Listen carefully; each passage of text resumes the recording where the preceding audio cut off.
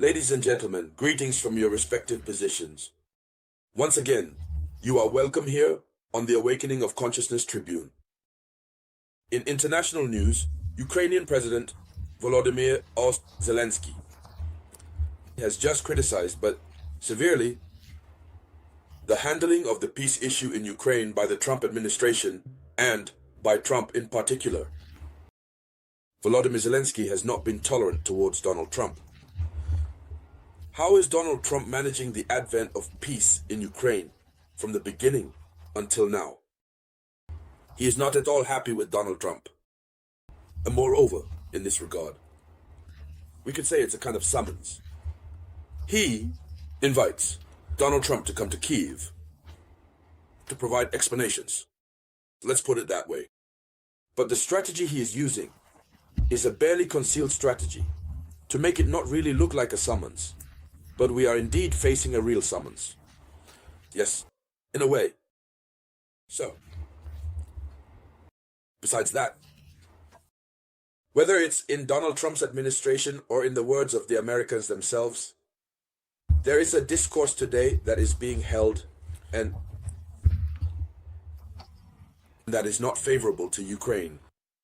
It is a discourse that supports Russia, of course, since in this discourse, Russia is not considered the aggressor. Donald Trump himself refuses to acknowledge it. When Donald Trump says that this war should never have happened, and that it is due to the fault of Biden's administration, particularly Joe Biden, that all this occurred, when Donald Trump speaks like this, American citizens echo Donald Trump's rhetoric, and it hurts Volodymyr Zelensky very, very much. So, he invites the gentleman to come and explain themselves. Ladies and gentlemen, in this video conference, this is what we are going to discuss. But before continuing, I humbly ask you to share this video conference. As much as possible, give a lot of likes. Yes, especially give a lot of likes. Don't forget to click on subscribe for all those who haven't yet. Subscribers. Subscribe. It's not just because you stumble upon a video conference by chance. You follow the video conference and then plan to watch it again later. No. As long as you are not yet subscribed, you cannot see future video conferences. And also share. It allows others to discover the page in the same way you discovered the page. It's because others shared that you discovered us. You discovered my shows, my video conferences, so share as much as possible. Now, to begin, Volodymyr Zelensky says that Russian narratives dominate in the United States. This means that narratives in favor of Russia are currently dominating in the United States of America. Zelensky invites Donald Trump to Ukraine so that he can understand Putin's actions. So, as part of his strategy, he invites Donald Trump to explain to him and perhaps show him some evidence. What are the pieces of evidence that they cannot photograph, that the Ukrainian Secret Service cannot photograph, and then send to Donald Trump? What explanation? He hasn't already given. So, he says this. Zelensky says this. He says, how can one be a witness to our losses and our suffering, see what the Russians are doing, and continue to believe that they are not the aggressors, that they did not start this war? This clearly means that he intends, when Donald Trump comes, to send him to certain areas so that he can witness what Russia is doing. And so that Donald Trump can explain why he continues to believe that Russia is not the aggressor. Why? Donald Trump obviously continues to say that it is not Russia that started this conflict. When we say that it is not Russia that started the conflict, it means that it is Ukraine, since there are only these two adversaries, these two protagonists. So, Zelensky continues. He says that this demonstrates these statements made by Donald Trump. He says that this demonstrates the considerable influence of Russian information policy on America. So, after Africa, you know that Zelensky said that Russia was influencing Africa through information. So after Africa, it is then Russia's turn. It is Russia that, to this day, at least it is the United States, not Russia. So, it is the United States of America that obviously falls under the influence of Russian information, who believe in the Russian narrative. However, Zelensky would like the world to trust his narrative, the narrative given by Ukraine. However, today, the world has become a global village. As soon as something happens here, at the moment, smartphones capture images, and then social media uses them and relays them automatically, without moderation, without censorship. So, Zelensky continues. He says then,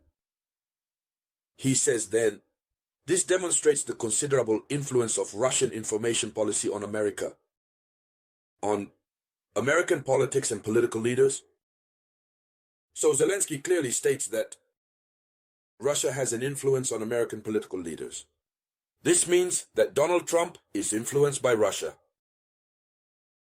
However, Zelensky added that Kiev respected the American position, but before any negotiation decision, Ukraine asked Washington to consider the Ukrainians who have been laid to eternal rest and the destroyed civilian infrastructure.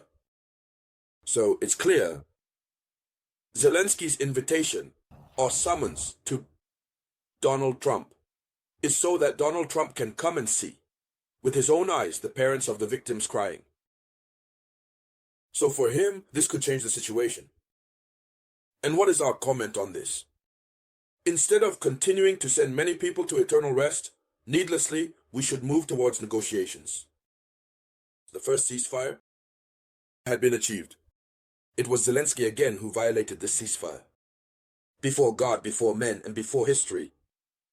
So, the situation is sad. It's pitiful. But what can the world do? We can ask for nothing else but a ceasefire. While we are asking for a ceasefire, Russia wants the ceasefire, America wants the ceasefire, Paris and London are pushing Ukraine. I will say Paris and London, who are designated, chosen by NATO, they are NATO's chosen ones. So what is happening? Zelensky continues. He says that Donald Trump's approach pays off. By force does not work. Or at least it only works in one direction. That is to say, the method used by Donald Trump is the approach of peace through strength. But this approach of peace through strength by Donald Trump involves much more diplomacy. He says it does not work. Or on the contrary, if it is working, it works in only one direction. And what is that direction? It's against Ukraine. That's what Zelensky says. He says it works, yes, but in only one direction against Ukraine. He says this. He says that the United States of America suspended their military aid to Ukraine and the sharing of intelligence with Ukraine. It was only at that moment that they proposed the ceasefire.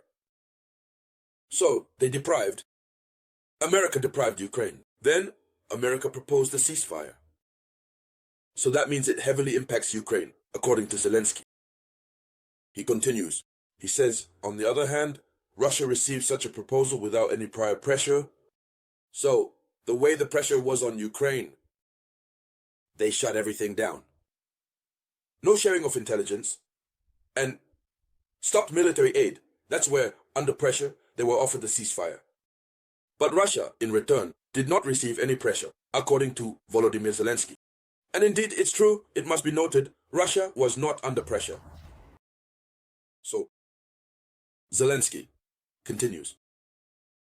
He says, it turns out that peace through force only works in one direction, ours, and I think that's an unfair approach. So, he now considers Donald Trump's approach to be an unfair one.